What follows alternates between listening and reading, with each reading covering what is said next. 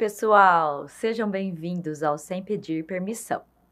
Eu sou a Renata, empresária, empreendedora, esposa, mãe de 2 meninos e uma mulher que está aprendendo todos os dias que ter voz é uma escolha.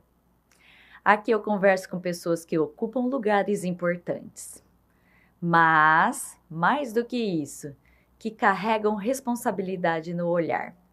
E o episódio de hoje é exatamente sobre isso. Sobre poder, sobre decisão e sobre humanidade, o olhar que transforma. Porque algumas pessoas conhecem poder pelos bastidores, outras nos extremos da vida. E ela passou mais de 30 anos ouvindo histórias que ninguém quer viver, tomando decisões que mudam destinos, sendo firme quando o mundo desmoronava do outro lado da mesa. Doutora Andréia Delegada. Seja muito bem-vinda, doutora Andréia. Como é que tá? Obrigado pelo convite. É um prazer recebê-la aqui no meu primeiro episódio oficial desse podcast Sem Pedir Permissão. Muito obrigada, Renata. Eu que agradeço o convite. Até estou muito, muito mesmo lisonjeada por ser o primeiro episódio do Sem Permissão. É um prazer e é até uma emoção, particularmente falando. Obrigada.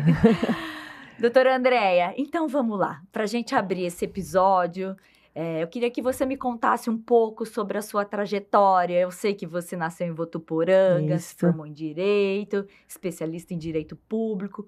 Teve mais de 3 décadas à frente da Delegacia de Polícia lá de Jaboticabal. Como é que foi essa passagem da Andréia de Votuporanga para a delegada de Jaboticabal? Eu sou filha mais velha, né? Nós somos em 4 irmãos. Eu sou a mais velha, tenho mais 2 irmãs e um irmão, a Adriana, a Andressa e o Anderson.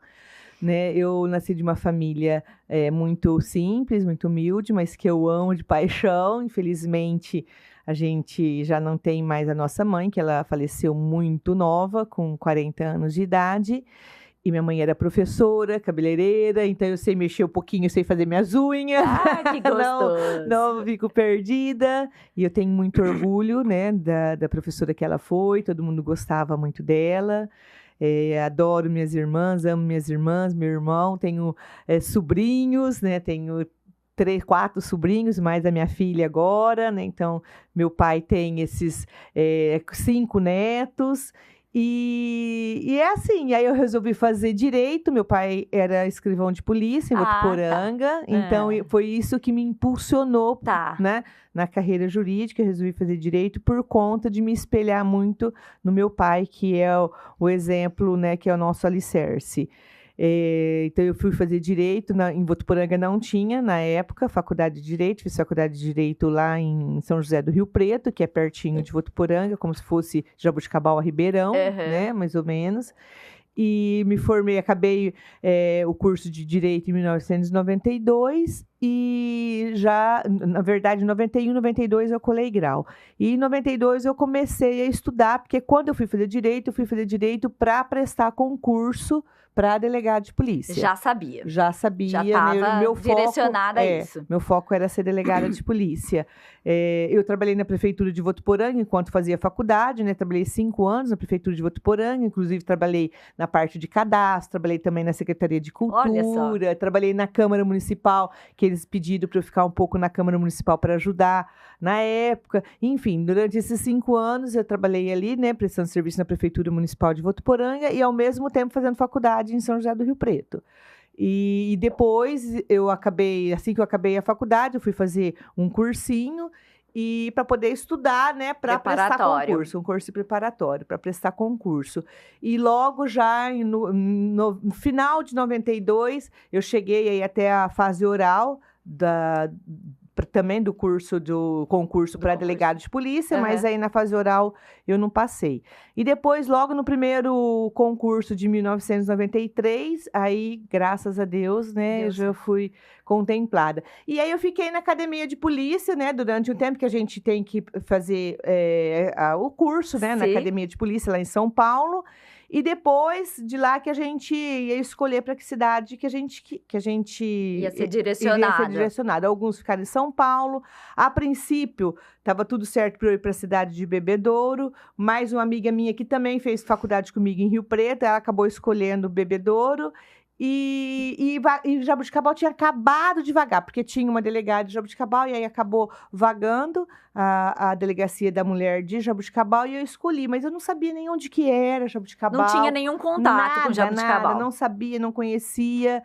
Um amigo meu que estava fazendo também academia junto comigo, ele era de Monte Alto, e aí ele me tranquilizou, porque eu fiquei, né, com 23 anos, muito nova. Nesse momento, já era casada? Não? Não era casada. Eu fui com 23 anos para Jaboticabal. Então, e esse amigo falou, não, você vai gostar da região, uma região super acolhedora, também você vai gostar bastante. E, a princípio, eu queria ficar em Jaboticabal apenas um ano. Não, vou ficar lá, depois eu vou tentar pedir a transferência na verdade, para Votuporanga.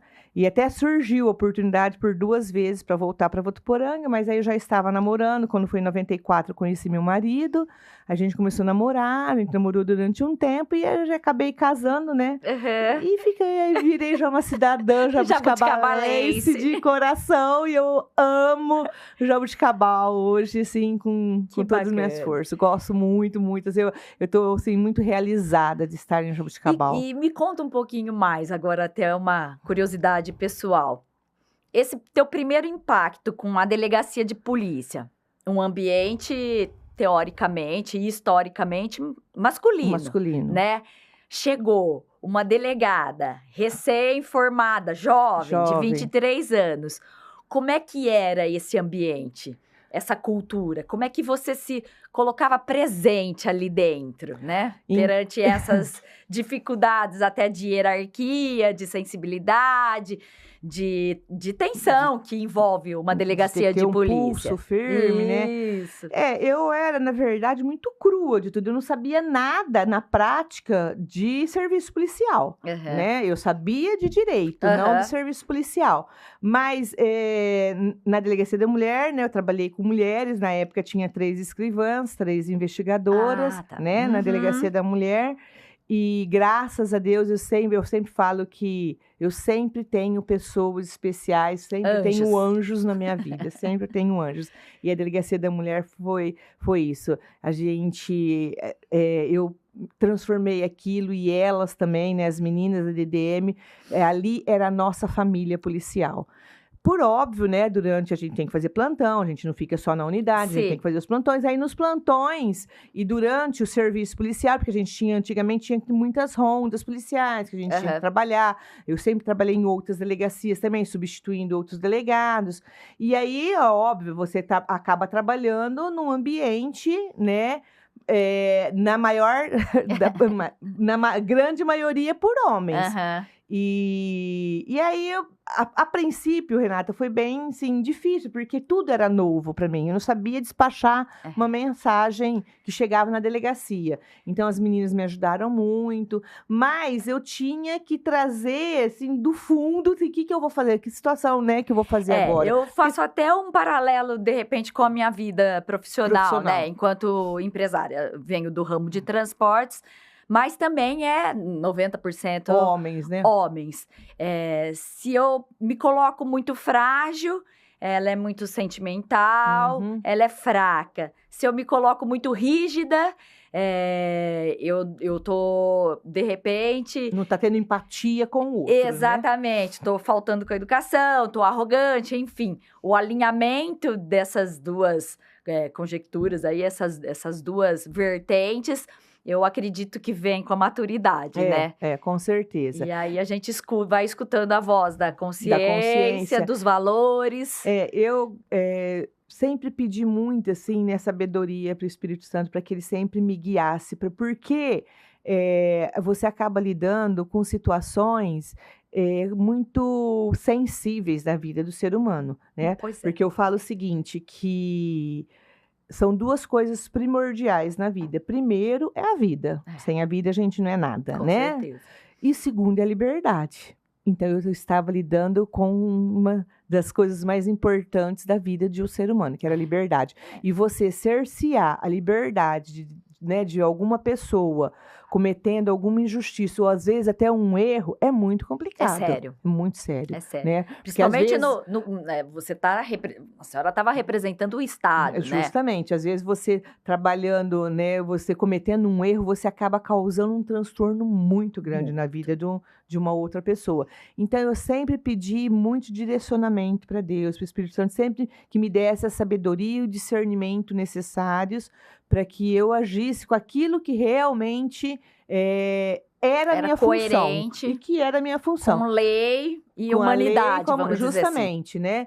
E graças a Deus, né, algumas situações, às vezes a gente fica meio perdida. Então, eu tive muitos colegas, na verdade, todos os colegas que eu acabei tendo contato enquanto policial, né, todos os outros colegas delegados de polícia, a gente sempre acaba perguntando para às vezes, um colega que é mais experiente, trocando ideias, informações, né, orientações, para olha, o que eu faço? Chegou uma situação assim, o que eu faço agora? Eu acredito que isso é uma grande qualidade, a humildade de perguntar, porque ninguém é perfeito, né? Justamente. E eu acho que até a própria coragem vem dessa imperfeição.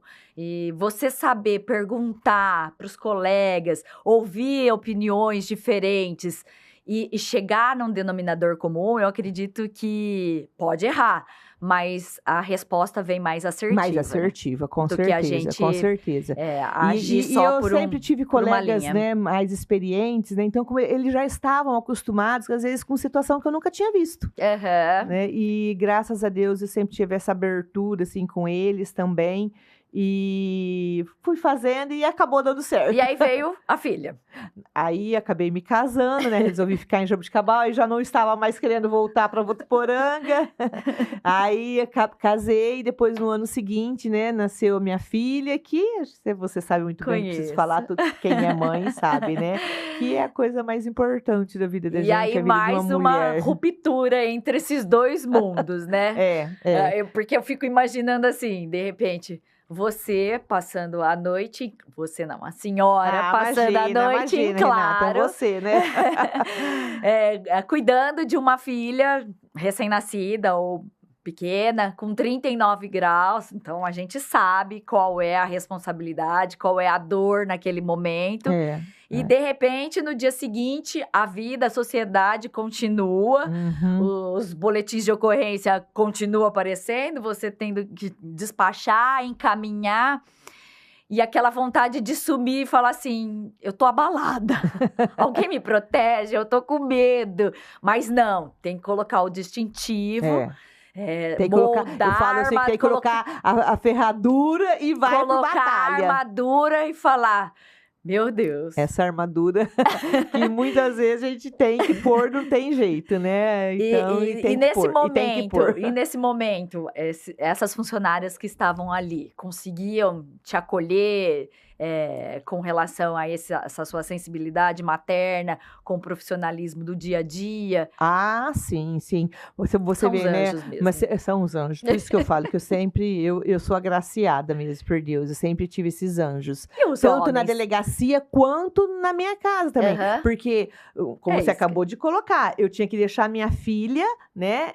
Com alguém para poder me ajudar e trabalhar. E o meu marido foi extremamente importante também. Né, na educação da minha filha. Certeza. Graças a Deus, eu tive Parceria, né? um parceiro que sempre me ajudou muito no cuidado da Ana Luísa. A única coisa que eu falava assim, que eu fazia mesmo era acordar cedo, arrumar a Ana Luísa, arrumar o lanche que ia levar de lanche, que né, dar o café da manhã para ela, levar ela para a escola, o resto era tudo para Eduardo. Então ele ia buscar na escola, levava no inglês, ele ia buscar na catequese e ele, graças a Deus, eu tive um parceiro. Você sabe, né? Você tem o seu marido que tá sempre junto, a gente vê, né, Renata? Divide tudo. E é por isso que a gente não tiver essa rede de apoio, a gente não consegue. Sozinho ninguém faz nada, né? Se a gente não tiver uma rede de apoio, não vai. Caminhar com esse suporte. E eu tive, graças a Deus, né? Então, muitas vezes que eu tinha que deixar minha filha em casa, às vezes com febre, eu tinha que ir pro plantão, eu tinha que fazer plantão em Sertãozinho, né? A delegacia já estava subordinada a Sertãozinho, eu tinha que ir, não tinha jeito. Que não dá, tinha.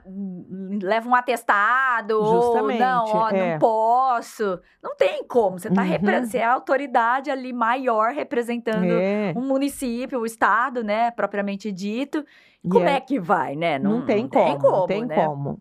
Ai, então, eu, graças aos meus parceiros, aos meus amigos, à minha família, eu falo assim que é a minha rede de apoio mesmo. Graças a Deus, né, que Nossa Senhora que esteve sempre junto comigo. E dentro desses casos aí que acontecia no seu dia a dia, né, enquanto delegada, acha que frequentemente deve ter aparecido algum homem ou até alguma mulher que faltasse com respeito ou te desafiasse, né?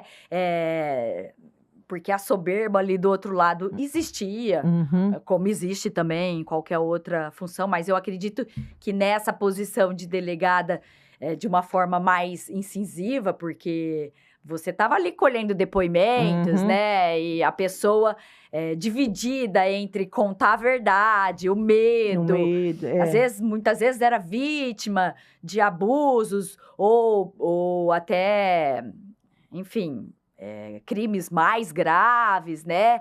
E você se posicionava... Como é que você se posicionava com esse tipo de gente, assim, nesse sentido? Que tentava articular, que tentava remediar, batia na mesa e falava, pelo amor de Deus, o que você está fazendo aqui? Não, tem Cria juízo. Tem muitas situações que a gente tem que ser um pouco mais firme, um pouco mais enérgica, né, Renata? Porque senão... Corre solto. Não é verdade. E a gente tem que mostrar, porque às vezes até o próprio agressor, às vezes ele não tinha a consciência óbvio, de agressão física, Sim. mas às vezes de uma agressão moral, de uma agressão verbal, ele não tinha consciência que aquilo estava ferindo, né, de uma maneira tão grande justamente aquela companheira dele. Com a vítima especificamente, eu tentava ser um pouco mais acolhedora, mais humanizada, porque eu sempre pensei assim, ela já estava sofrendo já, né, vários tipos de violência. Ela não podia sofrer uma violência institucional também. Fora a vergonha, né? De repente. Então, para a mulher vítima chegar numa delegacia, porque a situação realmente estava muito mais complicada. Né? Então, a gente tinha que saber entender esse tipo de situação, da mulher se colocar numa situação de ter que procurar uma outra ajuda de um profissional. E é difícil É muito difícil, porque muitas pessoas, às vezes, não querem, né? Fica com medo de se expor, julgamento. Fica com medo de se expor, fica com medo da ação, às vezes, daquela agressão se tornar um pouco mais violenta, né? Daquele companheiro dela. Então, para ela já chegar numa situação de procurar um profissional, uma autoridade, ela já teve que romper uma barreira. Porque não é fácil. Não. Então, se ela chegasse na delegacia, e por isso que eu falo assim da importância de você ter pessoas, profissionais ao seu lado, que comungam do mesmo pensamento. E as meninas, eu falo as meninas da delegacia, né, que a gente tem um carinho tão grande uma pela outra, até hoje, graças a Deus. Então, elas sempre tiveram esse acolhimento, esse olhar, e é aquilo que eu sempre pedia. Porque se a gente já chegar, se a mulher já chegou ali para pedir é um grito de socorro. É um grito de socorro. Né, Renata? É um grito de socorro. Então, a gente tinha que tentar ser o mais acolhedor, o mais humanizado, aquele ambiente mais humanizado possível. Então, com as vítimas, eu sempre tive esse cuidado. Tá. É óbvio que tem situações que a gente percebia que as vítimas, às vezes, não era tão vítima, estava querendo levar numa situação. Esse lado também, a gente acabava percendo também, né? Essa situação. De repente estava articulando, inclusive. Para poder se responsabilizar um suposto agressor, né? Que não era. Né? Principalmente em casos de violência sexual com criança. A importância, né? Do ouvir, do apurar. Justamente. Então, muitas vezes eu fazia atendimento de casal na delegacia, né? É que com o passar dos anos, um monte de serviço, a situação burocrática, a gente tem que resolver toda a parte burocrática também da delegacia. Então, isso acabou ficando um pouco menos... Dava para direcionar Aí os eu fazia mais, justamente, deixava mais para as meninas, elas fazer esse atendimento. Em alguns casos mais graves, mais extremos, eu acabava fazendo mais esse atendimento mais personalizado com o agressor e com a vítima. Mas o peso da caneta e o peso da consciência era seu, né? Sem dúvida nenhuma. Sim, sem dúvida. É óbvio, né, que eu sempre tive ajuda das minhas funcionárias, trabalho em equipe, trabalho em conjunto. Mas a decisão era teu nome assinado ali, não, né? Vamos supor, se eu ia determinar a prisão em flagrante, eu que decidia. Exatamente. Se eu ia pedir uma prisão temporária, uma prisão preventiva, quem decidia era eu, inclusive eu que fazia toda a parte também né, da solicitação, da representação criminal, tanto da prisão preventiva quanto da prisão temporária. Nos casos de flagrante, eu também tinha a mania de... Não era fácil. De você sentar, literalmente eu sentava no computador e fazia, né, olhava. Eu sempre fui meio chata com essas coisas, sempre fui meio meticulosa, eu gosto de fazer... digitando ali, não baixava, de repente um medo, um arrepio, falava, meu Deus... Eu geralmente, assim, quando eu já estava digitando, eu já tinha incorporado. Já estava fundamentado. Em todo o repertório. Já estava tudo fundamentado. Agora, até você decidir. Acho que fica até mais fácil decidir a lei. Porque o que a gente incorporando fazia? Valores eu conversava, geralmente, primeiramente, eu conversava com a vítima, conversava com os policiais militares, né, que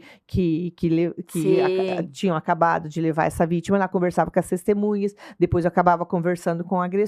Então, eu já tinha formado o meu convencimento jurídico a respeito daquele caso. Então, na hora que eu já sentava no computador para fazer, já estava delineado mentalmente, tudo. Já estava alinhado. Tudo.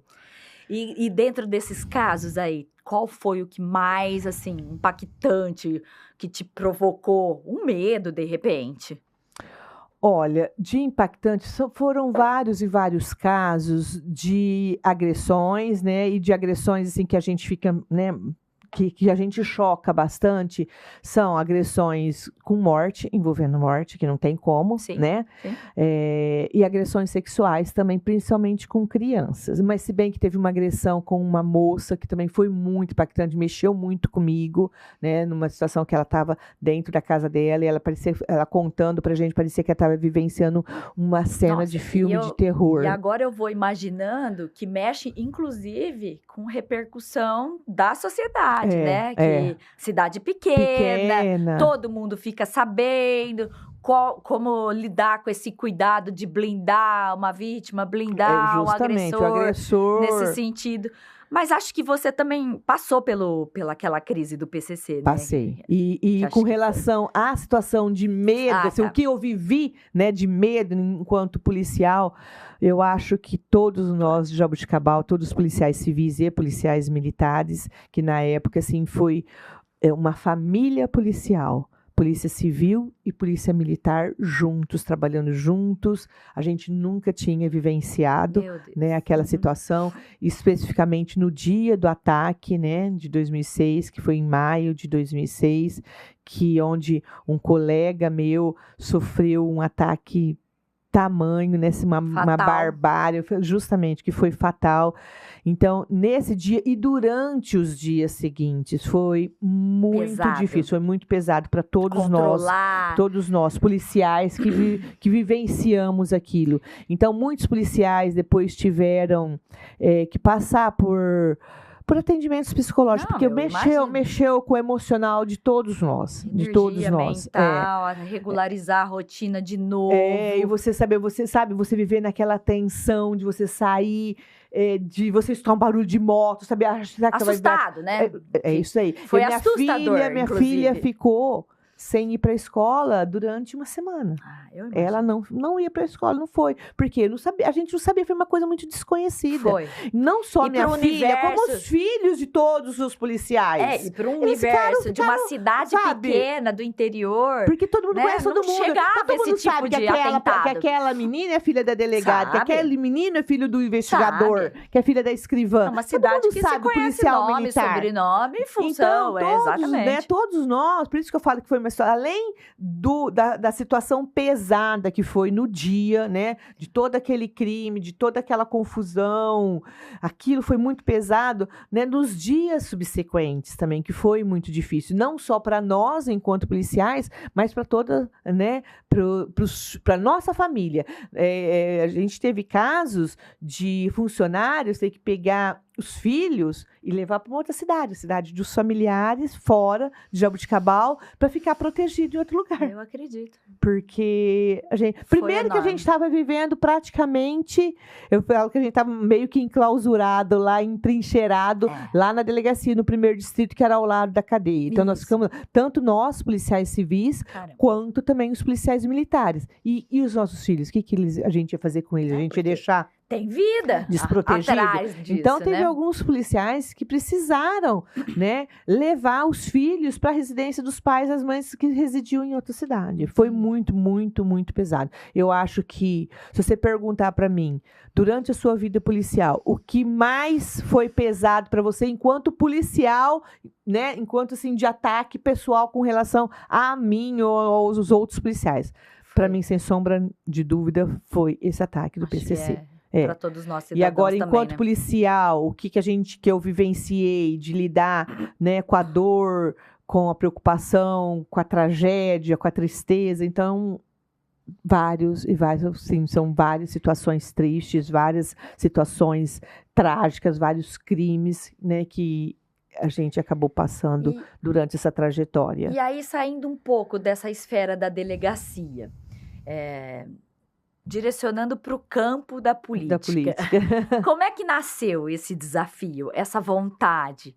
O que é que naquele momento, de repente, a delegacia já não estava mais tão desafiadora? E aí, bateu qual sentimento? Na verdade, o que eu pensei?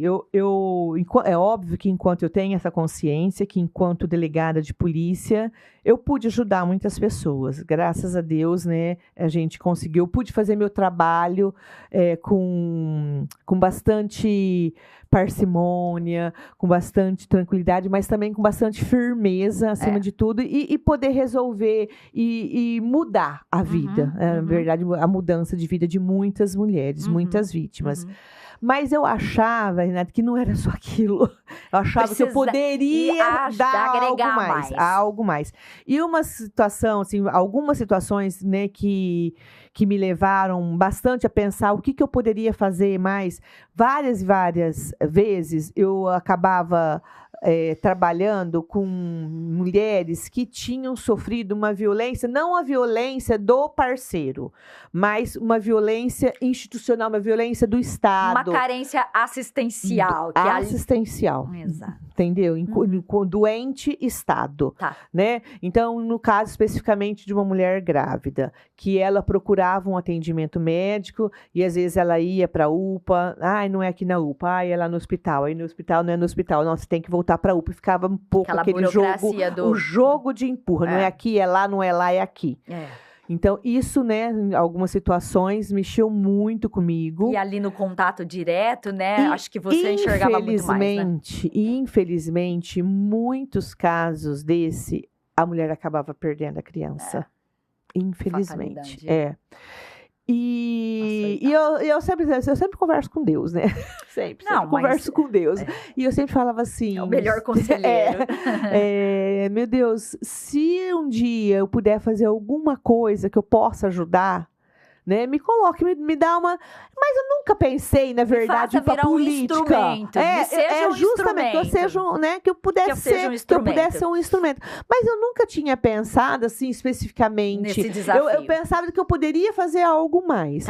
E aí depois acabou vindo, né? Não, você sabe, quando você acabou de falar, numa cidade pequena, você acaba sendo conhecido, todo mundo conhece, e aí você acaba recebendo convites para poder. Você poderia ser candidata a vereadora, vamos ser candidata. Começou a despertar despertar esse olhar. E aí eu falei assim, eu acho que eu posso fazer algo mais diferente com relação a isso. E foi aí, né, eu com esse despertar, a primeira coisa eu conversei com meu marido e com a minha filha, também conversei com meu pai, né, que meu pai sempre foi meu mentor também, meu conselheiro de vida, né, meu marido também. O Eduardo sempre foi um parceiro, como eu falei assim, não só no cuidado com a minha filha, mas comigo, sempre me dando força, me dando, sabe, apoiando, assim, tudo que eu fosse fazer. Eu tenho, assim, né, uma coisa, assim, muito com meu marido e com a minha filha já entendia um pouco, minha filha na época estava com 8 anos de idade, ela não entendia muito, mas ela sabia, ela já estava meio que acostumada com o ambiente policial, que ela já nasceu nesse ambiente. E resolvi botar as caras lá, e aí em 2008 foi a primeira vez que eu fui candidata. Eu fui candidata a vereadora.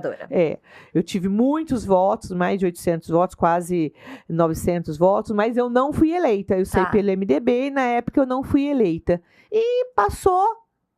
Aí logo que acabou, que eu não fui eleita, eu já tinha a intenção de na outra eleição eu me ser mais candidata. Preparada, de repente. Não, eu vou ser candidata de novo. Bom, aí quando foi em 2012, eu fui novamente candidata e aí eu entrei, né? Acabei entrando também com mais de 800 votos também e fui vereadora, né? Junto com o professor Raul, foi o prefeito. Então, de 2013 até 2016. Foi uma experiência, assim, sui generis, que eu falo uma coisa que eu nunca tinha vivido, nunca tive próximo, assim, a esse ambiente político. Mas desafiador, mas aprendi muito, tive muitos erros, né? Muitos acertos também, e aprendi muito. E como que foi a desconstrução dessa personalidade? Desconstrução no bom sentido.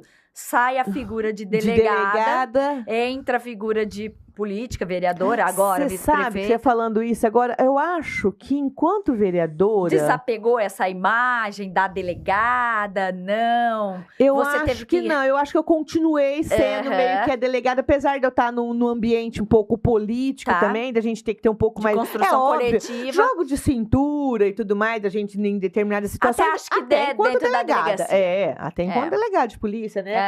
Com as pessoas que a gente vai trabalhar, com as pessoas que a gente atende, que os nossos superiores, hierárquicos, com outras instituições, a gente sempre tem que ter, né? Esse jogo, você saber, e você ter um bom senso, acima de tudo, você ter a legislação, respeito, né? O respeito, ter um bom senso, né? Mas enquanto vereadora, eu acho que eu não fiz um pouco essa desconstrução, até porque eu continuava no cargo ainda como delegada. Então, né, não me lembro assim, de ter feito um pouco essa desconstrução da figura delegada de polícia. Mas agora como vice-prefeita. Agora sim. E você sabe que, né, eu ganhei, né, na segunda vez que eu concorri, tive o primeiro mandato, os 4 anos, e depois eu perdi a eleição. E eu falei, não quero mais saber de política. Chega, não quero saber mais. Minha filha sofreu muito, eu sofri muito, né? Meu marido falou assim, não quero saber mais de política. E aí você vai, né? Você vai, aí aquela... já, como diz, a formiguinha, né? Eu já tinha picado.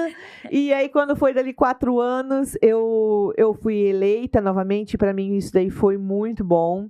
Foi um divisor de águas, assim. E então, isso daí foi muito... Nessa eleição que eu concorri, em 2020, foi muito difícil para mim, porque eu tive um ataque misógino muito grande, né? De uma pessoa, de um homem, falando que um homem que eu tinha atendido na delegacia, né?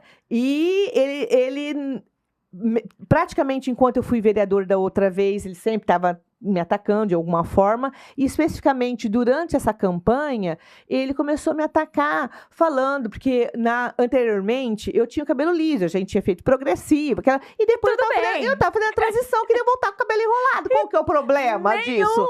Então, aí ele começou a fazer uns ataques muito, muito misóginos, né? Falando que eu não tinha dinheiro mais para ir num salão de beleza, para poder fazer escova, que eu não usava mais joias bonitas, que eu não usava mais roupas bonitas. E acha que as redes sociais mais Então, alarmantes ainda, né? Nessa época, 2020. Foi 2020, já onde já tava estava naquela... quase meio que na pandemia, que a gente estava todo naquela situação. E isso foi uma coisa muito forte. E foi muito difícil para mim. triste, né? Triste. Porque como você vê, Meu Deus. Você pensar assim, você avaliar uma pessoa pelo que ela usa ou veste, é complicado, né? Ou pelo que ela é, se ela é homem ou mulher, ou se ela é trans, você avaliar a capacidade. O julgamento né? O julgamento é difícil, né?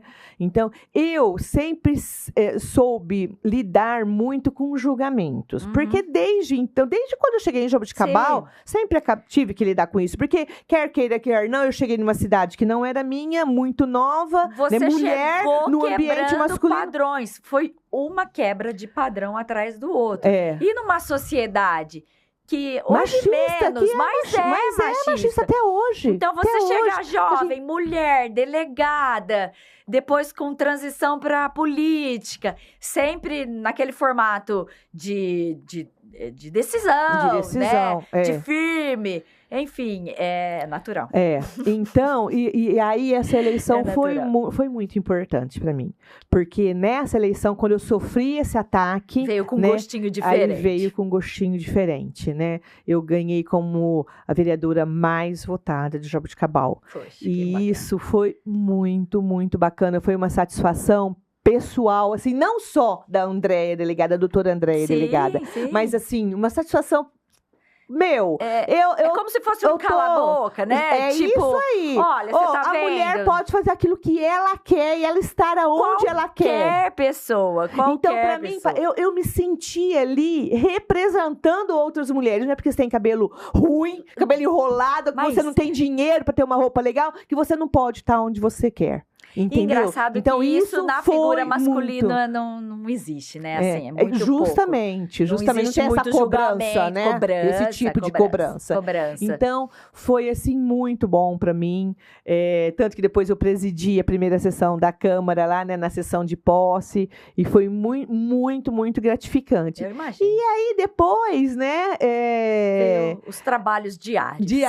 Então, até então, eu não consegui me desconfigurar a delegada de polícia e vereadora. Eu continuei, como eu falei para você, eu continuava delegada de polícia, ainda trabalhando na Delegacia da Mulher, então eu continuava meio que aquela coisa. Eu comecei a desconstruir isso, e estou em processo de desconstrução. Sempre estamos, né? Estou em processo de desconstrução até hoje.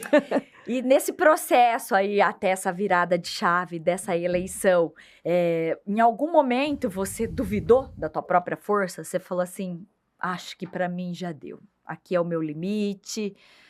Aí você dormiu, descansou, pensou melhor, falou, não, eu aguento mais um pouquinho. Ai, Renata, eu não sei. Eu acho que eu sempre procurei ter força, resiliência, né? A única coisa, assim, que eu não deixo muito passar, como eu falei para você, eu já estou acostumada a julgamentos duros e julgamentos tristes, né? Mas eu não deixo muito passar quando trata-se de julgamento com relação à minha moral, né? E com relação quando leva alguma coisa que vai afetar a minha família. Aí eu acabo... Aí vai até o fim. Aí eu tenho que tomar curiosidade agora, durante esse processo que você vem citando, né, da sua fé, existe algum ritual a hora que você acorda? De crença, de fé, de hábito, leitura da Bíblia, enfim, o Evangelho, não sei. Eu vou à missa, né? Todo final de semana. Um pensamento, uma frase motivacional, enfim. Você possui esse ritual? Não, algumas pessoas acham que eu não gosto muito dessas coisas, desses livros de autoajuda. Algumas pessoas, para se motivar, às vezes não tem nada contra de quem gosta. Pelo amor de Deus, falando que eu não é um gosto. Hábito. Não é, né? Não gosto. Mas, assim, eu tenho mania, assim, na hora que eu acordo, melhor de eu sempre pedir proteção. Você é mais prática, na né? minha casa, eu, como eu falo assim, eu sou muito abençoada. Eu moro do lado da catedral e na hora que eu vou na cozinha da minha casa, eu tenho a igreja Nossa Senhora Aparecida. Tá. Então, quando eu vou, que eu levantava, ia fazer café e faço isso até hoje, né? E então eu olho a igreja Aparecida e já olho também a catedral, assim, atrás. Eu tenho mania, né? Assim, uma coisa minha de rezar um Pai Nosso, Tá. rezar uma Ave Maria e pedir proteção, pedir meu anjo da guarda, que o Espírito Santo sempre esteja comigo. Eu tenho essa coisa, assim, sabe? Para poder me dar força. E agora falando um pouco sobre esse poder, né? Você acha que o poder, ele revela quem a gente é ou ele transforma a gente?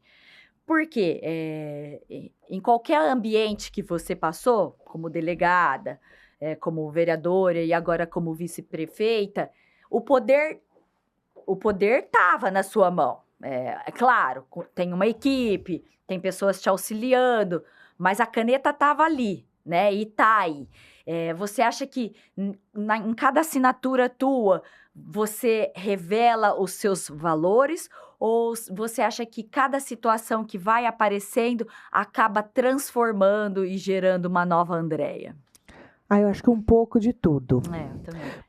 Porque você traz muito os seus valores. Sim, não né? dá pra... Não dá para você não trazer. Graças a Deus, né? Como eu falei para você, eu tive uma família, apesar de ser muito humilde, muito simples, mas de valores primordiais. Sim. E isso, graças a Deus, eu trago comigo até hoje. Valores de família, de religião, valores de retidão. Então, você quer queira, quer não, porque aquilo foi o teu ambiente durante a vida. Então, você traz isso para você colocar na situação do dia a dia. Talvez o poder releva a fraqueza e os valores daquilo que você traz, né? Você vai vivenciando algumas situações trágicas, situações tristes, né? Às vezes você, puxa, meu Deus, sabe que eu poderia ter feito alguma coisa diferente aqui, né? Ou eu aprendi e aprendo até hoje muito com as dores das mulheres que vieram até mim, né? Porque muitas dores que às vezes eu não tinha nem, né, consciência que existiam. Não tem contato, não tem jeito, você acaba aprendendo, absorvendo um pouco e trazendo aquilo. culturalmente. Então eu acho que é tudo um pouco que você traz dos valores que você tinha e também você transformar aquilo que chega até você conseguir transformar, eu acredito que essa travessia, né, esse acúmulo de experiências, né, de trabalho, ele acaba fazendo a transformação positiva. Muitas pessoas negativas, mas muitas pessoas positivas para essa revelação aí existente internamente. É isso aí. Doutora Andréia, e aí então, com essa travessia para a política, o que é que te deixou mais realizada ou que te deixa mais realizada? Então, Renata, na verdade, eu fui para a política porque eu tinha um desejo, enquanto delegada, né, de ver várias situações de mulheres que estavam grávidas, vulneráveis, né, numa situação de vulnerabilidade social, inclusive, que elas iam procurar um atendimento médico, né, ia para a UPA, depois não era na UPA, ia para o hospital, não era no hospital, e ficava meio que aquele jogo de empurra. E, infelizmente, em muitas situações dessas aí, as mulheres acabavam perdendo a criança. Então, eu estava agindo na outra ponta enquanto delegada de polícia, né? Para poder apurar a responsabilidade ou não, né, de algum profissional. E aí, sempre coloquei assim para Deus que se um dia eu pudesse fazer algo diferente, que Ele, né, me colocasse, que Ele me capacitasse. Porque ali naquele momento você estava só lidando com o final do problema. O final do problema, E agora, na política, você poderia planejar uma construção. E poderia fazer algo diferente. Para sanar essa dificuldade tão latente ali. E isso foi um dos motivos que me levou a ser candidata, né?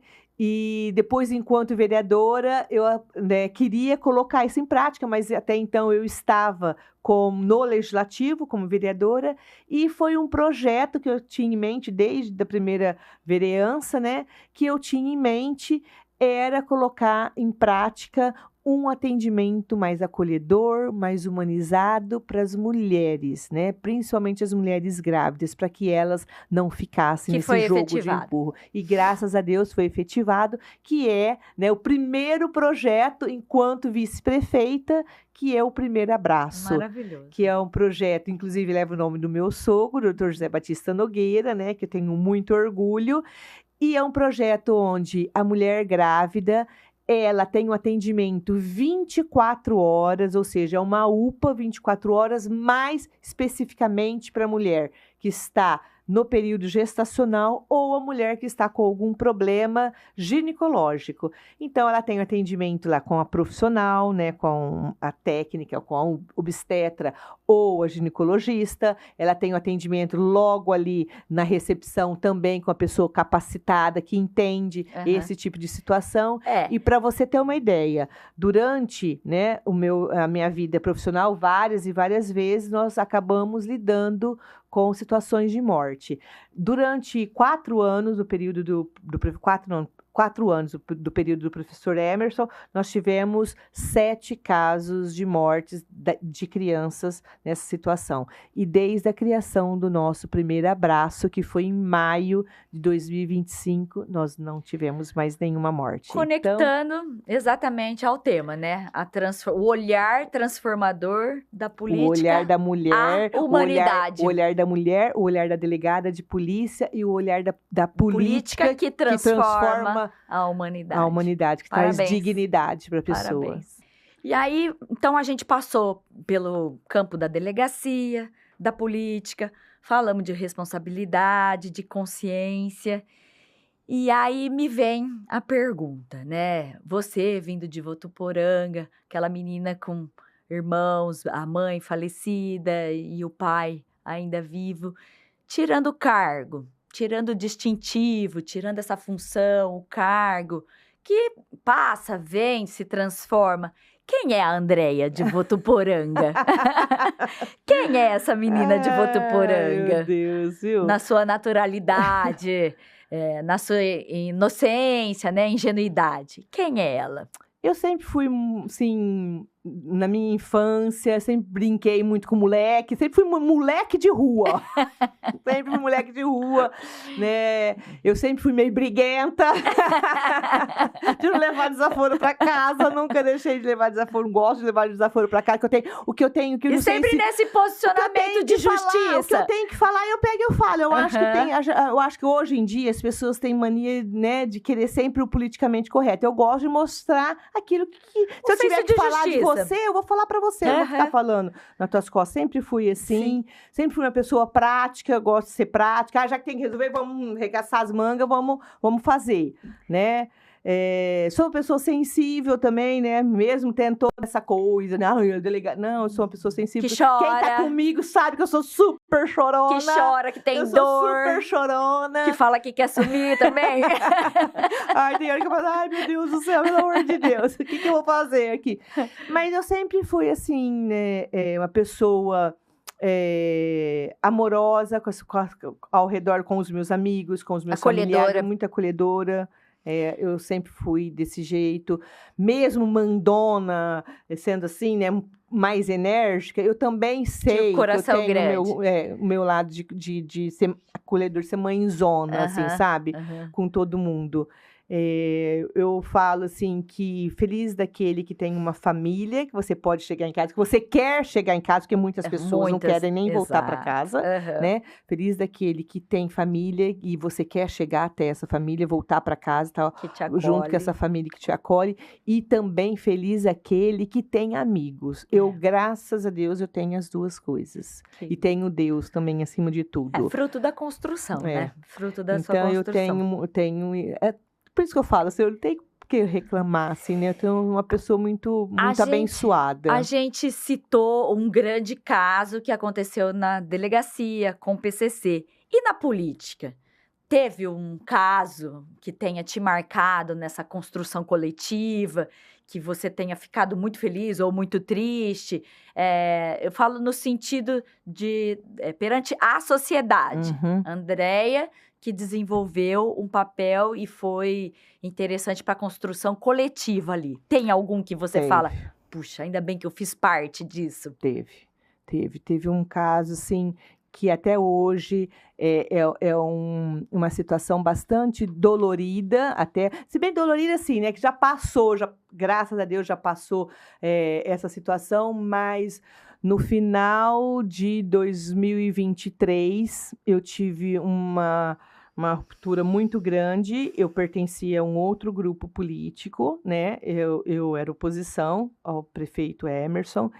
E aí teve uma situação em que ou eu tinha que seguir aquilo que o grupo estava meio que determinando, ou eu tinha que seguir a minha consciência, os meus valores, aquilo que não fosse prejudicar a população. E aí houve uma ruptura muito grande, né? Por isso, eu sempre falei aqui para você, eu sempre tive o Espírito Santo que me norteou para tudo. E eu tenho certeza que ele me norteou para isso também, que me levou para acontecer, né, para tomar essa decisão. E depois disso, dessa ruptura com outro grupo, aí que veio o grupo ao qual eu pertenço hoje, que eu estou muito feliz, eu fui muito acolhida pelo prefeito Emerson, né? Hoje eu falo que a gente conversa pelo olhar, porque eu tenho o Emerson como se fosse meu irmão, e ele também, então eu amo ele. Selou a parceria. Selou a parceria, e uma parceria que veio ser revertida, né? Para coisas, para a população. Então, eu estou muito feliz com isso. Eu e o Emerson, a gente trabalha, assim, juntos. Tudo que ele vai fazer, ele vem conversar comigo. Então, não é aquela coisa de falsidade só para as câmeras. Hierarquia. Não. Ele vem, ele me respeita, ele vem pedir opinião.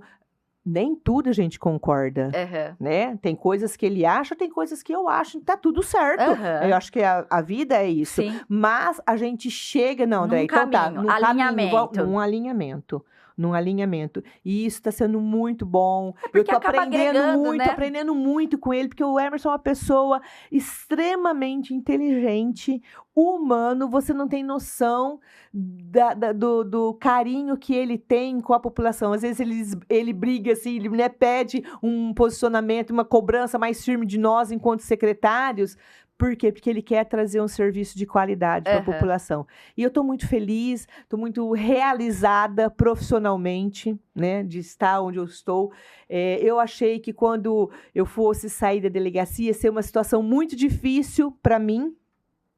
Mas eu já saí da delegacia, e engajei no Poder Executivo. Então, foi um processo, assim, que eu não parei para pensar, né? E continuou eu te vejo como uma pessoa proativa, né? Que busca sempre um desafio, enxerga, de repente, o que está precisando, o que está faltando, e não é de se encolher, não. Nunca fui. Vai para frente sempre, na linha de frente. Então, eu não tive tempo, né, de sofrer, assim, daquele negócio. Essa transição. A transição. Não, o serviço continuou. E é uma coisa que eu gosto muito também, né? Porque quer queira, quer não, enquanto delegada de polícia... Tá em contato com o povo, né? Tava em contato também, né? Só que lá numa situação de ser um pouco mais firme, de ser a delegada, né? Aquilo que você falou, de ser a política, você saber, né, ter um pouco mais... Planejamento, uma construção. Que você tem que fazer, justamente. Porque não é uma pessoa, não é uma pessoa, eu tenho que lidar não só com a população, mas também com os funcionários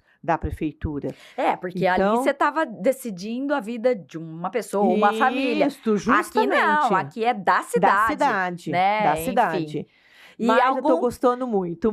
Então, eu estou satisfeita e realizada. E algum conselho para alguém que tem esse poder da responsabilidade?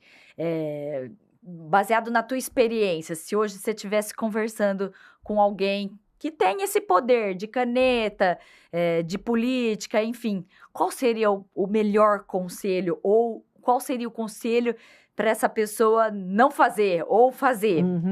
Eu Teria acho algum? que, antes de mais nada, a gente tem... Eu sei que é difícil, que muitas vezes nem eu consigo fazer, mas eu acho que em qualquer situação, isso eu acho que é situação de vida, não só na situação da política, na hora que você fica nervosa com alguma coisa, você não tomar as decisões, para essas decisões não serem precipitadas e muitas vezes atingir vidas que não tem nada com isso, né? Pessoas que não tem nada com isso. Eu estou aprendendo muito, porque isso não é fácil, né? Você respirar e ver o que é a melhor atitude a ser tomada. Porque a sociedade, acho que ela é desnivelada, né? Tem pessoas de todas as categorias ali, todos os poderes aquisitivos. Então, cada assinatura, cada decisão vai impactar. Lógico, que seja lógico. Um grupo menor, né? Mas a gente sabe e entende que vai impactar, né?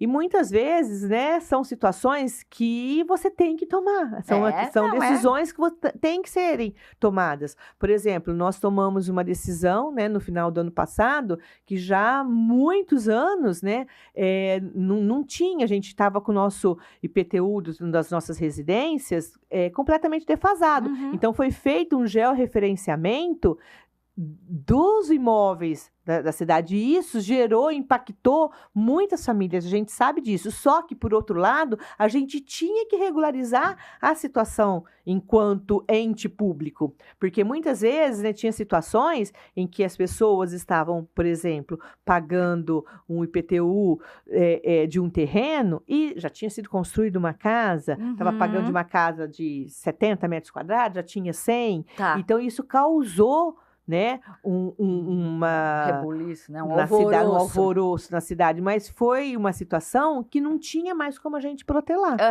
Né? Então, nós estamos tomando algumas situações, às vezes, amargas, né, para algumas pessoas, mas que, enquanto a maioria das vezes o administrador público, você administrou a sua empresa, você sabe como que é.